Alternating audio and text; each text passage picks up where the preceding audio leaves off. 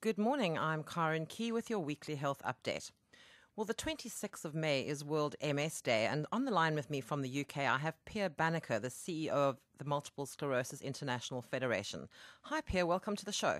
Good morning. Pleased to be in South Africa. So, World Multiple Sclerosis Day always has a focus, and this year the focus is on employment. Tell me how important that is an issue for people living with MS. Employment is key. We've done a study, in fact, on the economic impact of MS, and out of that comes that in terms of value, and that's monetary value, it's the most important single factor which creates a cost, both for society but for individual people as well.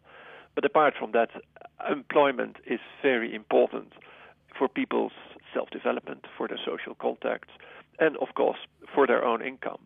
So it is crucial in the experience of people, and whenever you talk with people with MS, that is something that is very important on their mind. You've estimated that there's approximately 2 million people in the world that have multiple sclerosis. That's an inordinately high number. That is right, and it's probably a low estimate. The problem, of course, with MS is that it's very difficult to diagnose. Many people also in countries like China will not have the access to the neurologist or hospitals or the MRI machines to make a proper diagnosis. So we don't know the real number, and there are probably more. But it means that it is, in many countries, quite a large population with people with MS.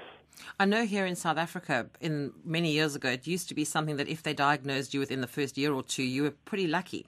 But nowadays, as you say, the technology has sort of caught up with it, and the diagnoses are being made a lot more rapidly now and a lot more effectively. That's right. Although they're still defining more precisely the diagnosis.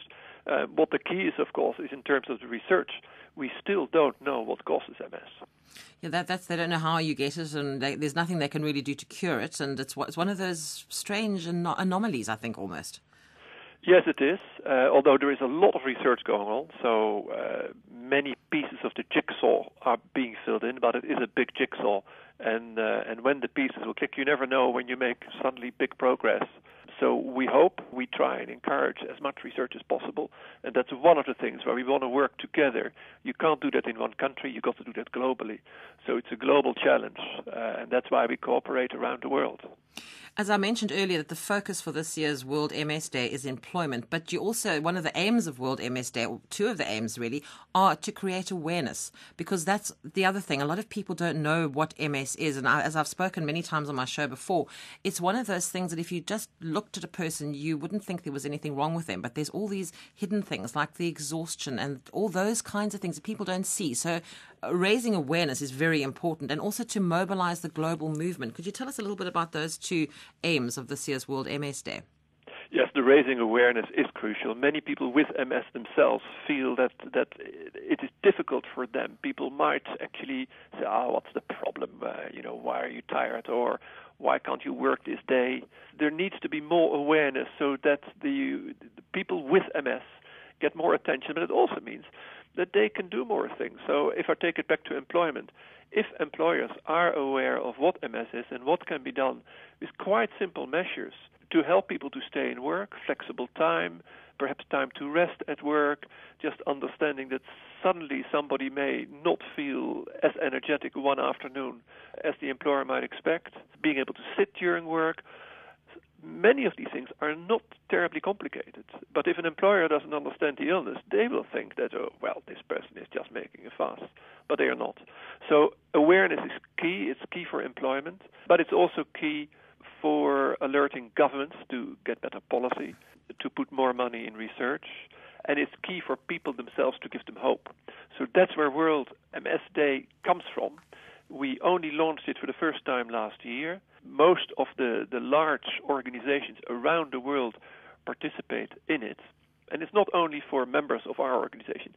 Any MS organization, any individual, any research institute, and in fact any organization, also commercial ones, can participate, can use the logo, and create awareness about MS. And we see that growing. Last year it was large. This year, many more people are involved. Now, you said earlier that the low estimate of people in the world that have MS is about 2 million people, and you have got something running on your website. We're trying to mobilize the global movement, and you're just looking for 100,000 people to sign up on this thing, and that's worldmsday.org if people want to go and have a look. What is the point of that, Pierre? The point of that is that we want to show that there is a global movement. We want to get people to see this global connection as really important, because it is. It is important for research, because researchers cannot just work in one country without connecting to others.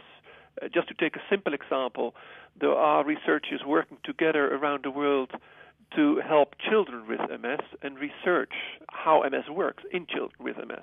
You cannot do that in one country, because there just aren't enough children in any one country with MS to be large enough population, large enough group to do that research meaningfully.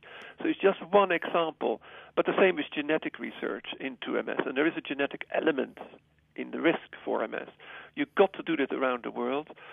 So the global cooperation is absolutely crucial. The same with international legislation, for example. There is an important convention, which is a UN convention on the rights of people with disabilities.